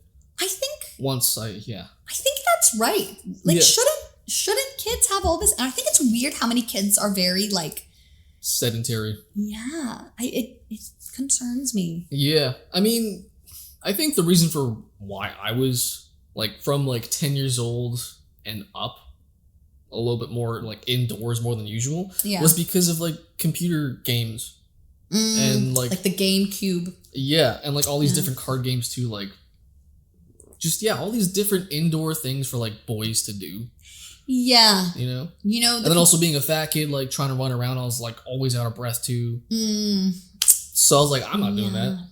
So, but now I fucking love the outdoors. I love, Did you do anything to like lose weight, or did you just naturally? It kind of just came off in a sense, like I mean, I lost a lot of weight when I used to smoke a lot of weed when I was like in my early 20s. That's interesting. Yeah. Okay. I think the lightest I was ever at was like 115 pounds. Oh my God. Yeah. That's very small. Super skinny. Wow. My clothes were baggy. Like it was not a good look. Did you like it? Did you like being very skinny? I thought it was passable. I was like, yeah, you know what? Did you feel like lighter, like walking around? I think that's why, because I used to walk around a lot because I didn't have a car back then, and trying to go to like different dealers to get weed. It was like, oh, I gotta walk fucking half an hour. Men and their priorities, yeah. Okay. I'm trying to think of what else I have to. I'll say one other thing. No, yeah, for sure. On that is just that I actually do know. I know where this is. I know where this leash is. It is. You still have it? It's in. My parents have always had like at their front door. They have like a bench. Yeah. You know, like how a house will have like a bench where like all the shoes are like in an entryway. They've just never gotten rid of it. It's like now it's like a 30-year-old like yellow leather apparatus. It's like it's crazy looking. That's what you're getting in your inheritance. That's probably it, to be honest. My parents, you know what, I'm not gonna get into it. But you got 3 other siblings. They're going to get everything else. You're just going to get... You don't know the half of it. That's, again, another podcast for another day. But now, it's starting to cross my mind, like, as a bit, because I've come out as a leash kid, and I've come out of the leash closet. You've come out of the foyer. Because I've been vocal about it. Yeah. I'm now starting to think, like, what if, literally, like, as a bit, like, what if when I have a child... I bring back the leash. It still exists. I know where it is. I could get it for you right now. If you gave me 3 hours, I could come back. I could get you the leash. What if I started it again? And people were like walking around, like giving me looks like, oh my God, what are you doing? Why is that child? Like, I have it. I know where it is. This is so fucked up because it actually does remind me of this joke that I saw where I think it was like a tweet, and like it's still a really good joke to me where I'm like, I think it went like, yeah, you know, growing up seeing people with leashes, it was mostly white kids, and it's just really fucked up because white people, they had slaves for 300 years and they still can't control their own goddamn kids. I was like, damn, that's such a deep cut. But you know what? I saw way more kids on leashes, like different kinds. I saw black kids, I saw brown kids. The only thing I didn't see was Asian kids because they were getting slippers thrown at them at home. Oh. So, that's But you're out in public. The leash wasn't indoors. The leash was out. They were getting slippers thrown at them at home saying, we're going out, you better behave. Oh, I see. Okay. Yeah. Well, to this day, I actually asked my dad about it. Yeah. Like, recently, you know, whatever, in the last, like, year. Okay. And I actually asked, I was like, so what was the idea? Yeah. Like, what... Let's unpack that. Like, this is all he had to say about it. He truly just shrugged and was like, wow. Seemed like a good idea at the time. That's exactly what he said. And I got none of the answers I wanted. I don't know. Because I guess the other thing I want to know about the use of the leash on me, their first child, was this given to them? Was someone like, oh... here's a hand-me-down. This worked really well for my kid. Or were they in a store for animals? PJ Pets. Yeah. Or like how did the leash come about? Like, that's kind of more what I'm interested. It's kind of more reasonable if someone was like, oh, my kids are grown, have our leash because this is normal. But was my dad like in a Zellers? Probably, yeah. And like was like, this is perfect. There was an advertisement in Zellers with like a parent with like a kid on a leash chasing a ball. So I don't know. Chasing a ball, yeah. But is it like when I've talked about it in a bit or whatever, I've said like, oh, it's to prevent you from being like kidnapped. Of course. But I don't think that's really it. I think it's to keep you from like running off. I think it's like, of course, in case you like run into a parking lot and get squashed by a car. Like I think that's more what it is. I think that was the whole premise of it, because I remember I had like a distant relative cousin that was also like leashed. He was a very hyper kid as well too. Super hyper. He would always run around, just like anytime they're out in public, just dart off to whatever he saw and he wanted to go. And his parents were just like, yeah, we're not getting our kid, fucking snatched. So I'm so sorry. It's just in real time. I just realized the name of my comedy special would be Jess Goddard Unleashed. Jess Goddard. Could rewind to the moment. And then, that's actually a good one. And then you know what you can have for your intro song? You know what you can have for your intro song? Oh no, what? I feel like I can guess, but I might be wrong. What? Freak on a Leash by Slipknot. Okay, I don't know what that is. Is it by Slipknot? Freak on... It doesn't matter. I don't know what that is. You don't know? Oh my god, that's... Sorry. I wasn't like... What kind of music did you grow up listening to? Classical? I'm joking. Actually? No. Do you actually want to know? It's by Korn. Sorry. You know the band Korn? Yeah, I guess. You guess? I guess. Not really. How do I know the white bands? I wasn't... So, I'll tell you this. I was a music kid, sorry, growing up too. I was a music kid too, but like... Yeah? Avril Lavigne. Okay. You know? Are you related to her? I'm joking. I would love that. Yeah. That'd be really fun. I wish. I mean, she's is from Canada. She's from, like, not far from here. She's from, like, 2 hours away. It's not impossible. That's far. It's not impossible. That's far. 2 hours away? That could be anywhere. Yeah. No, this is real lore. Yeah. And it's real because it's very cringe. When I was in grade 7, the boy that I had, like, a really big crush on was always wearing Metallica t-shirts. So I... was like, well, I obviously have to get into Metallica. Oh my God. So we can like have things to and so I did sincerely listen to Metallica. Like I didn't like it, but I did listen to it. Like I did sit through like the songs on my MP3 player and go like, okay, so we can like talk about this song. That's already cringe. The extra cringe part MP3 players, they were cringe. No, I can still picture it was like a little blue. I had like a USB thing too, yeah. Something like that. It was like Sony or whatever. No, I don't know what brand mine was, but it was like it was metallic. It was metallic and blue, and it's probably somewhere. I don't think I ever threw it out, but it was like battery operated, like with an actual like AA battery. Yeah. Anyway, the actual cringe, like the cringe on top of the cringe, is that like I would message him on MSN, being like, "Hey." Have you heard this Metallica song? And it wouldn't even be like a new song. Like, I don't even know if they were making new music at the time, but I would find a Metallica song that I was like, okay, this is okay. New? Yeah. And then I would be like, hey, something. yes. And I would be like, like out of nowhere, no context, like, hey, have you heard this Metallica song? And, he'd reply or not, or whatever. But like, now in retrospect, I'm like, that was insane. Like, who does that? We all do. We all did that. Weird shit as a kid. Thank you for comforting me. We all did that. Especially with MSN back in the day. God damn. Yeah. Oh yeah. Well, but just for context, like this would be the equivalent of like I like love One Direction and like I always have. Rest in peace, Liam Payne. But like if a guy his greatest hit was Falling Down. Stop! Don't. Sorry. I will smash all this equipment. I will make all of this for naught. Okay. I feel very. 9/11 is my 9/11, but also Liam Payne's death is my 9/11. That was horrifying. Anyway, still over it. Yeah. Okay, that's it. It was done. That's the Don't clip that. Don't. That's cheap. Don't make that the promo clip. There's a lot we can. Yeah, there is. Yeah. But it's the equivalent of like if a guy had a crush on me and randomly sent me a text and was like, "Hey, have you heard Stole My Heart by One Direction?" Like.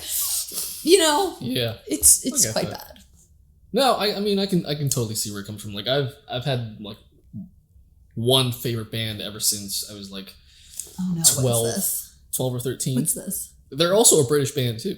Have you heard of Muse? Oh yeah, okay, yeah. So they're like my favorite band of all time. Oh, interesting. Okay, I haven't heard that much Muse. They're good. Okay. So I mean, if they're better live. So if you ever get a chance to go live, are they like still together? Or are they like around? Okay. They're still kicking. I don't know. It's fine. They're like almost in like their 50s, I think. I was gonna say I remember people talking about Muse when I was in high school, so they're at least like that old. But. Yeah.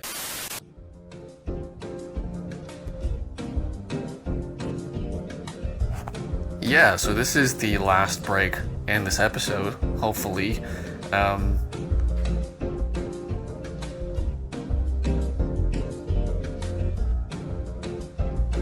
If you've made it this far, once again, thank you so much for supporting and listening and just enjoying this episode, hopefully, right? It doesn't mean a lot just to me, the host. It also means a lot to the guests of this episode. Or this podcast. So once again, if you've made it this far, thank you, and hopefully you keep supporting the Wit and Wilds podcast. And enjoy the rest of this episode.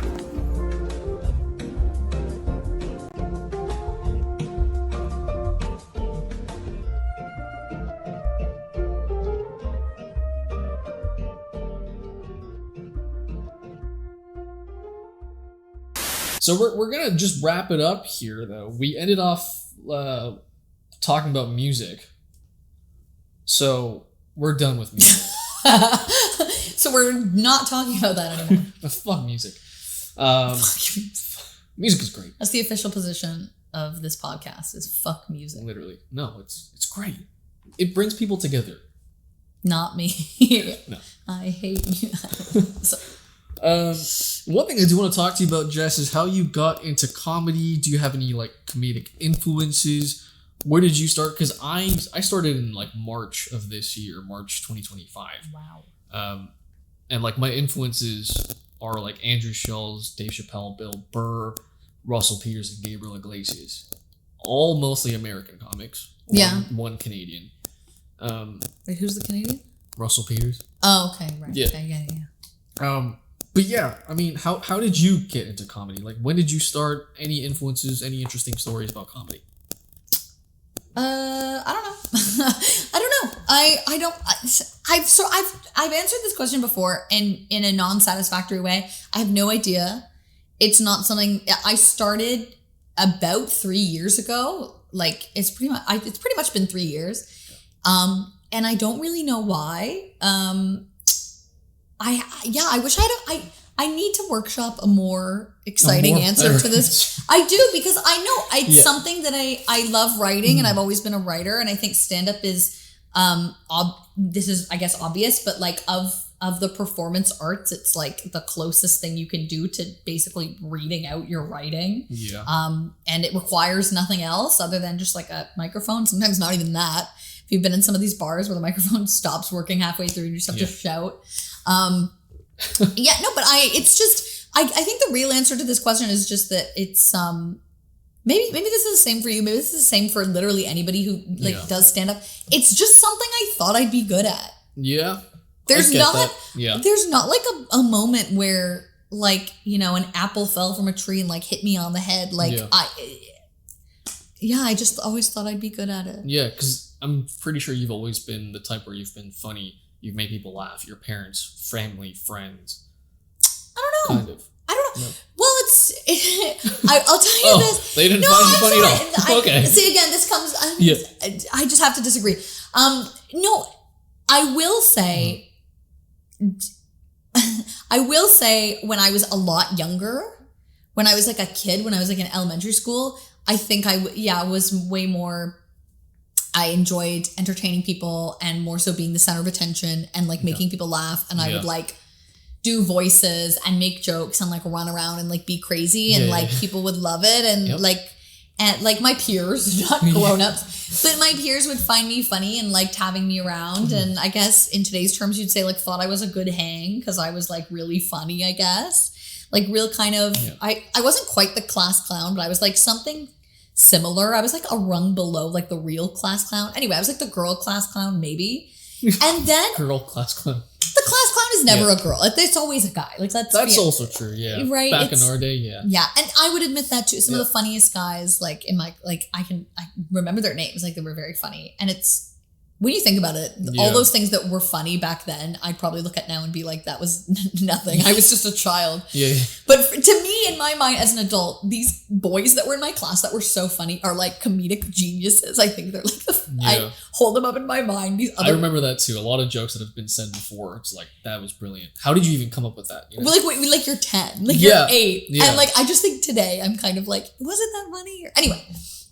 Or were we just 10? And that's what 10-year-olds found funny. 10 and high on Dunkaroos. And that's exactly it. And Raised by SpongeBob is the other. Love SpongeBob. I feel like SpongeBob truly critically informed like everyone. 60% of my entire personality. Like so many people who watch SpongeBob, I feel like they have similar sensibilities of humor.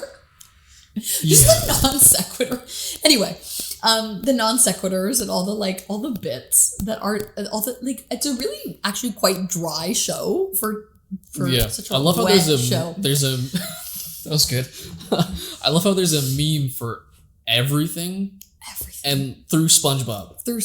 I've always anyway. Best show. And then I got older, and then I think people got tired of me, or I just in high school or whatever, like people just didn't people didn't find me like funny anymore. I never like properly got like bullied, but like people just like didn't like me the way I was used to people liking me and being amused by me. So I just like stopped my whole adulthood. And I think I've picked up being funny again, like as an adult from when I was like a child. That's what I think. So you started when you were 28? I guess, yeah. Yeah, I think so. It's funny, I don't think of it in those terms. I think of the year. So I think of 2022. But anyway, but I guess I was 28. Yeah, I was 28. We were, yeah. Yeah, and you're starting at 31. 31, yes. Yeah, it's never too late, folks. Jeez. It's look at this guy as an example. 31. Never too Finally late. Living the dream. I've been wanting to do it for a very long time, though. Mm-hmm. It's just that for me, what really set me back was like the pandemic, and of course, we don't even gotta talk about that at all because fuck that. It's been said. And yeah, I was just like, no one's really gonna go out that much. But then I was wrong, right? People started going out more. People started being okay with all this other stuff, and yeah, that's why I was like, you know what, I'll fucking just do it. And it was also because I had a friend who's about 2 or 3 years older, and he was like, dude, you're actually so funny in person in a conversational setting. You should actually just fucking try. I'll even try it with you. And he did try for a little bit, but he had to stop because he had like responsibilities, having a 1-year-old daughter, having a wife, all that. So he had to like take a break from that, and he hasn't done it ever since April. Oh, well, so no. But he could always come back to it. And he could. He'd have more material. No, of course. And I wish he would, but maybe he will. Yeah. It's never too late. Okay. Comedic influences, though. Who? Oh. Did you like any comedians when you were growing up? SpongeBob. SpongeBob and only SpongeBob are my comedic influences. Is he your favorite character from the show? I really love Patrick. That's a really deep question, Patrick to be honest. Is like my favorite character of all time. Because like asking my favorite question in the show, my favorite character of the show, SpongeBob. You have to have one. That's really tough. It's not. It is. I know my least favorite character is Sandy. I was never impressed by Sandy. I don't care about Sandy, and she's got like the southern accent. Yeah, like, she's from Texas. Yeah, I should. So you should love her. I love her too.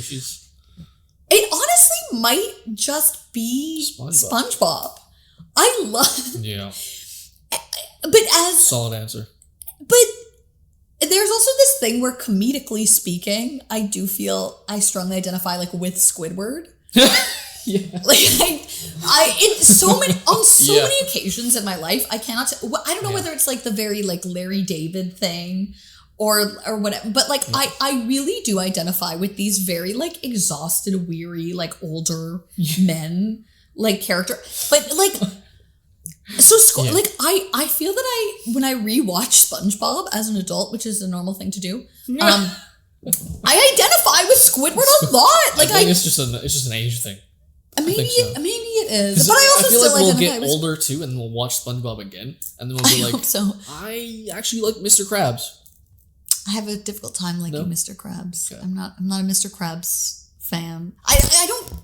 Not as much as I dislike Sandy. You know what? Next time when I come back to this podcast, I'll give you my definitive ranking of the different SpongeBob characters. I'm not even happy with the answer you just gave. I'm just happy that we got a confirmation that Jess Goddard is coming back. I'm coming back for sure with my list. There will be Dunkaroos. This is my rider. This is my my podcast guest rider. Pay attention. Keep it in mind. Yeah, that's right. Make a note of that. I demand all 3 types of Dunker. I know. It's actually really demanding. No, it's fine. It's a lot. I was going to say one more thing about SpongeBob. I don't know. I'm so... so he's your comedic influence? Yes. No one else? No other comics? I seriously was going to say one more important thing about SpongeBob, and now I cannot remember what it was. That's really upsetting. It'll come back to you. Oh! There we go. And then I promise I'll give you a realer answer, even though that literally is a real answer. It's a legit answer. SpongeBob and like there was this other show, Dave the Barbarian. Yeah, that was a good one. Truly, informed my sense of humor from a young age. No, what I was going to say is this is part of like the having kids thing a little bit. It's like I cannot wait to show my kids SpongeBob. Oh my god, yes. And I'll be so devastated if they don't get it and they don't find it funny. It's not stimulating enough. Well, but it should be, right? Isn't that what kids today like? They like a lot of like big bouncy action and a lot of like colors, and they like Cocomelon a lot, which is cracked to their heads. That's exactly right. They like that stuff. So I will just be devastated if I sit my kids down in front of the TV and I'm like, oh, we're watching season 7, episode 3. This is one of my favorites. You gotta start from the beginning. And they're like, I don't get it. This is, well, that's my fear, right? Yeah. Because that first episode of SpongeBob, a little rough. Classic. It's rough.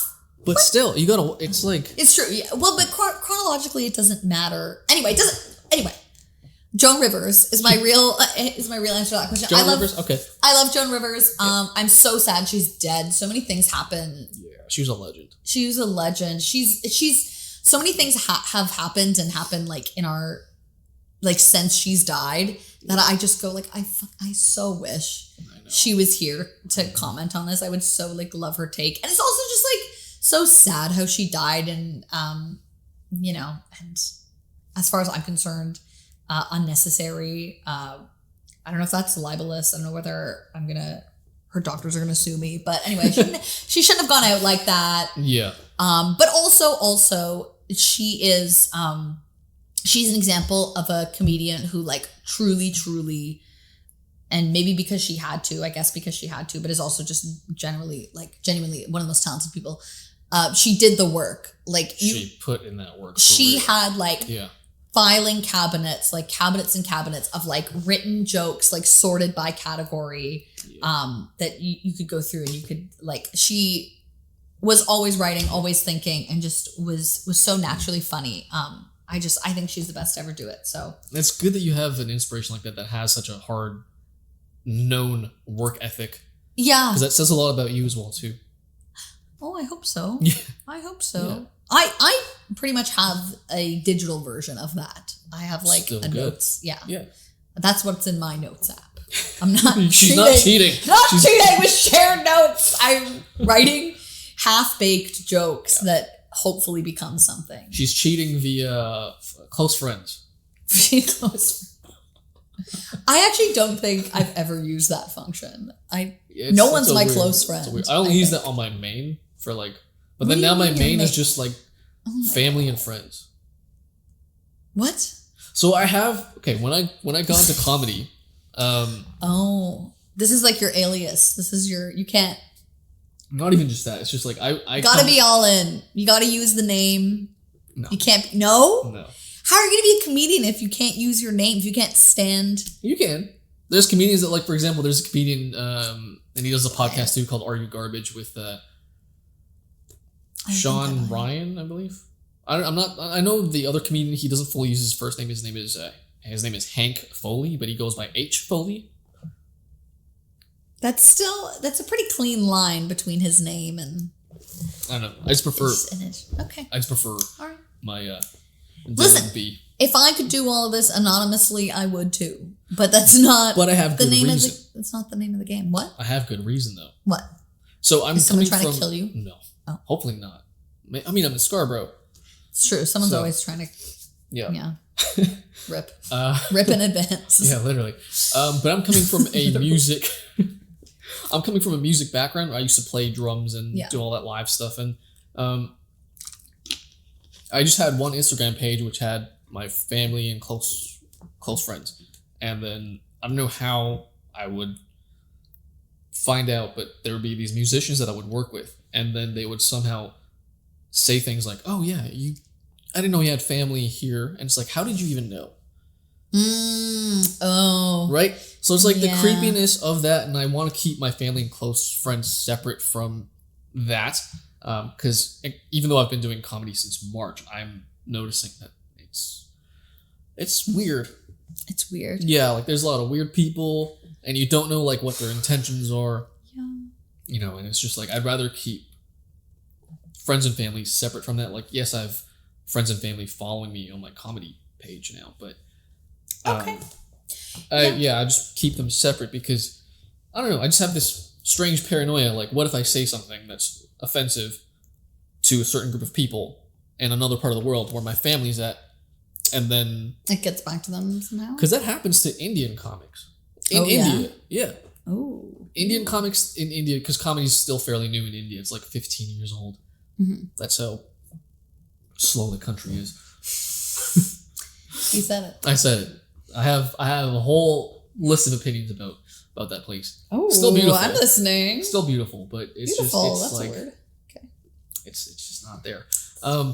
But Indian comics, they say their jokes whatever they want in India, and people get upset about that. So much so that they give people, the comedians' families, death threats, and they sometimes harm them. And it's just like, as much as I don't fully put myself in that box of being Indian, like I'm Canadian first and foremost, people will not see it that way.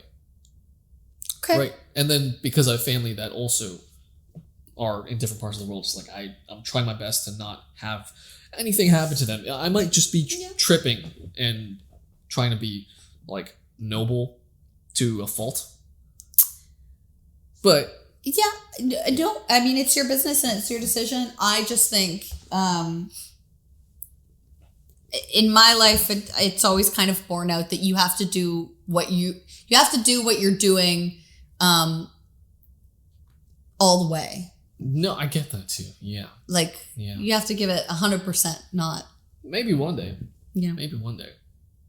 But yeah, I choose to remain as I am with this approach with comedy. Because again, don't dox him.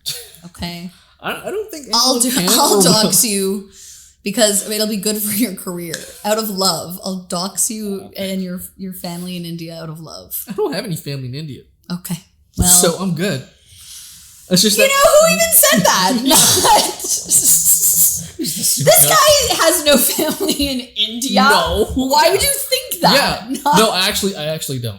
Okay. Thank God. Thank God. See, this is the problem. The longer a podcast goes on, the higher the odds become. We are gonna have to wrap this up though because we that's where you're gonna okay. Well, we're gonna trace back to I just mentioned. There's a comedian who goes by the name of H. Foley. He has his own podcast. He's doing a comedy podcast. I'm glad that I'm doing this comedy podcast because I get to interview fun people such as yourself. My thoughts about comedy podcasts as well too is I think it should be more of a thing in Canada. I've seen and I'm actively engaging with a lot of American podcasts with a lot of American comedians, and there's nothing wrong with that. They're great, and I love what they do. I just think there needs to be more of a focus on Canadian consumers consuming Canadian podcasts and their comics and all that stuff because there's funny people, there's interesting people here, right? Yeah. So it should create some kind of incentive where other people would actually want to do this or even be more engaged with it too. Yeah. I mean, it's funny that you should say that because I think right now the market's fairly saturated. It's like we said before. It's like I just thought, I'm gonna make a podcast. It's gonna be called White Noise, and it's already taken. The name's taken. Yeah. Pretty much any good name for a podcast that I've come up with has been taken, and I just think it's interesting that podcasting is becoming kind of the new medium. It's like I think it would be fair. Maybe this has been said, or maybe I'm the first to say it. Probably not. I think it would be fair to call podcasting the newest American art form. It is. If it's anything, if it's an art form, it's a way of expressing yourself. I mean, it's just talking. But it's done in such a way where it's just so unique to what it is. I don't know because it's radio, right? It's repurposed radio, but it's more casual than radio for sure. It's a modernized version, I guess. Then But it is this the most recent export, entertainment export, media, a medium of entertainment. Yeah.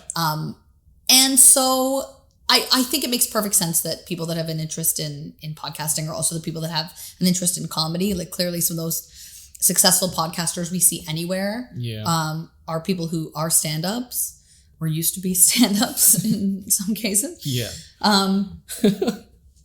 But anyway, I think I shouldn't be negative. I shouldn't say, oh, it's oversaturated, don't bother. I should just agree. I should just agree with you. I should just be agreeable for once and say, yes, there needs to be. You've been agreeable plenty. More podcasts. But I maybe I'll start a podcast. Maybe. I mean, if you do, yeah, I'd love to help in any way that I can. I'll get a different camera. Yes. Definitely do that. Yeah. I'll get a different camera. Yeah. Don't get a camera from 2009. I probably wouldn't. No. But yeah, I don't know. I because of politics, there's been conversations about like, well, who is because I guess Joe Rogan had played such a role in the outcome of the 2024 election that people are like, oh, who's the Canadian Joe Rogan? There isn't one, kind of thing. No, I think that's true. Yeah. But can Canada, this is my challenge, can Canada even have a Joe Rogan? I doubt so. It. Right? We're too pessimists. Too jaded. Yeah. Because we've seen what it's become, and we don't see a light at the end of the tunnel. I mean, hopefully. I wasn't gonna go that dark, but anyway, I'm gonna do something different. I'm gonna try to be positive, and I'm gonna say maybe. I hope maybe it's you. Maybe you're the new. The Joe Rogan. The new Joe Rogan. That's funny. Canada's you say that. Joe Rogan that we need right now. Could be. That's funny you say that. I've been told that plenty of times before. Cool. So I don't know. Maybe it might be something. Who knows? I do want to do this more often. Like not just sitting down with you, but just like podcasting in general. Yeah. Because I think it's a better way to feature people and for example, with stand up. You only have an audience where they're just a certain amount. With podcasting, and you're being funny and stupid and wild and whatever the fuck, your audience is the entire world. Yeah. Right? Yeah. God, that's horrifying to think about. Yeah. No. Yeah. No. I think I love it because I've loved a lot of the Toronto comedy podcasts, or they're not even really comedy podcasts, but Toronto podcasts that have been hosted by comedians, some people that I know, some that I've been on, because selfishly, I have the opportunity to get to know better people that I, see here and there a few times a month, people that I do think are interesting, people who I think have interesting minds. I get to learn more about them. And so in that way, it all comes back to the white noise friendship simulator. I could name names right now, but no, but I get to just think someone's kind of interesting and be curious about someone based on their jokes and the things they say. And then I get to listen to them for an hour, talk about who they really are. And they have no idea that I'm folding laundry. I don't fold laundry. I'm not that domestic, but that I'm stuffing my laundry into just living out of a basket. Yeah. Yeah. That I'm loosely pairing socks of similar colors together. So funny. They have no idea that I now know so much about them, and I enjoy it. And so I don't know, maybe. Yeah. Maybe you heard it here first. My podcast to come. I don't know. I'm excited if you have that coming up, but do you have anything else coming up in comedy? Where can people find you? I have lots coming up, but I don't know when this is going to air. So, air. Is that still the phrase? I don't know when it's going to launch. Be published. When it's going to be out. When it's going to be out. Yeah. So I don't know. So I don't know by the time people hear this, but you can find me on at Instagram. I don't, guys. I'm on Instagram. Unfortunately, I'm not great at it, but whatever. At internet.jess.goddard. Yeah. At internet Jess Goddard. It should come up if you start typing those letters in. And again, I'm not great at it, but I'm trying to get better. Again, maybe by the time this publishes, I'll have gone viral, guys. Yeah.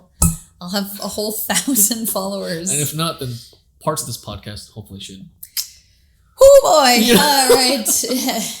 Former comedian before I had to go into hiding for all my death threats that I got from my tasteless jokes or whatever. Former comedian. Maybe you won't be able to find me at internet Jess Goddard. But that's all you have? Just Instagram, no YouTube, no website? I don't have, no. Okay. Thanks, man. Thanks. No, that's fine. That's it? You got nothing else going on? Nope, nothing. That's correct. That's it. Okay. Well, I mean... This has been a blast. Yeah. Yeah, like I said, this has been great, Jess. We've only seen each other few times before this, but I actually got to sit down and speak with you. And yeah, you're not only just a great comedian, but a great person in general. So, yeah. Thank you. I'll give you that. Can I clip that? I think I can clip that. Except now I said that, so I can't. It won't sound as gracious. It's fine. Before I'll clip it before I said that. Thank you, everybody. Thank you for listening. As you guys can see, Jess has a lot to say, so she will be back. But I had fun, even if I had fun too. I hope you guys had fun as well watching this episode of the Wit and Wild podcast. Again, if you liked it, subscribe, like, comment, do whatever that you gotta do. And hopefully we'll see you back for some more episodes. But this has been it. We'll see you guys next time. Peace.